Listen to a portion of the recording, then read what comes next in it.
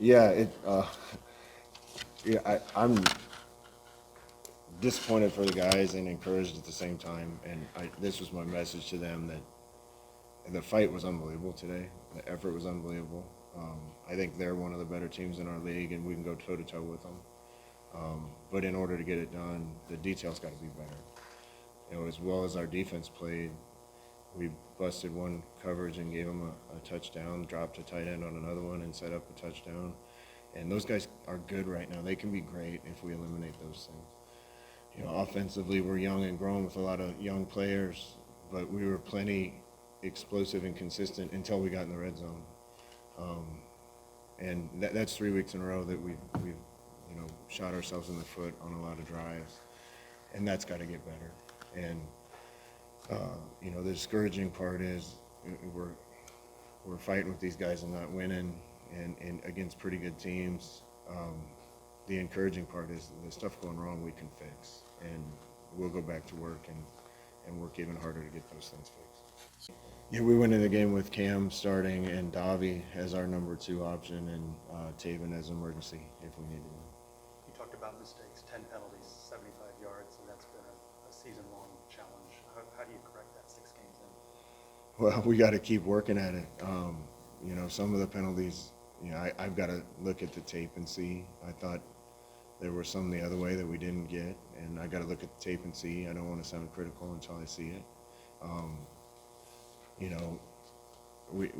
We came out on the first drive and dropped, and we're moving it and dropped a ball that would have been a big play for us, and hit another play, and our receiver was on the ball covering up a tight end instead of off on a basic formation for us, and that hurts us. We overcame a holding on another drive and then got a chop block later in the drive. Those things hurt you, and we played well but not disciplined enough and not with enough detail. And 4 or 5 false starts. What's most frustrating about that penalty? Where they're happening is the most frustrating to me, because they're happening for the most part in the red zone. It's starting to be a pattern, and we have to address that.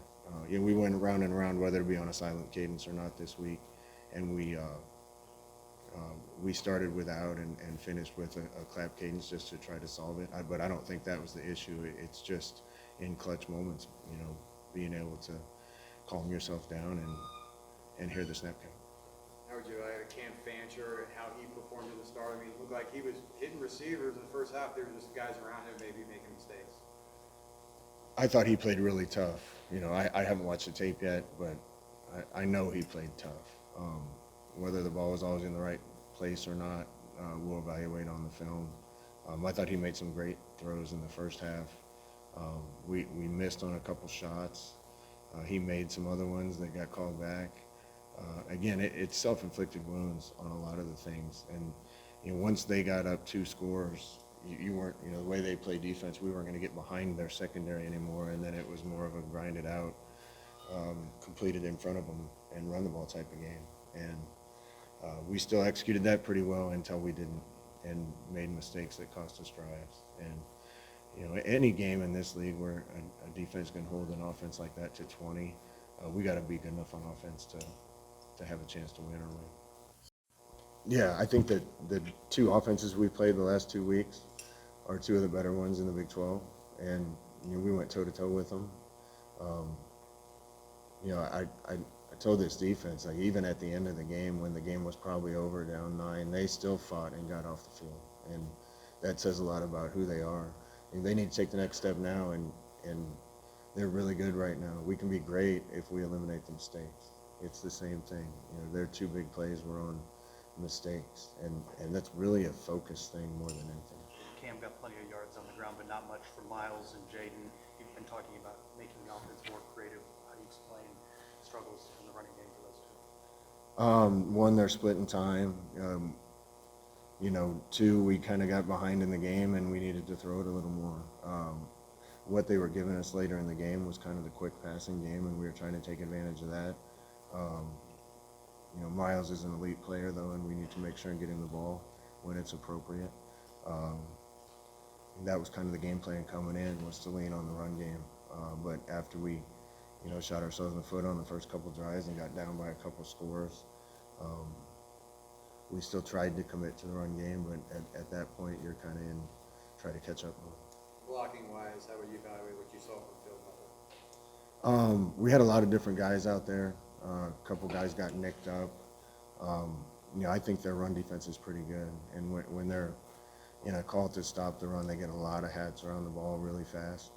The nose guard, I think, is one of the better players in our league. I'll have to watch the tape, but I've been pleased with the progress those guys have been making, and kind of like everything else, we just got to be a little more consistent.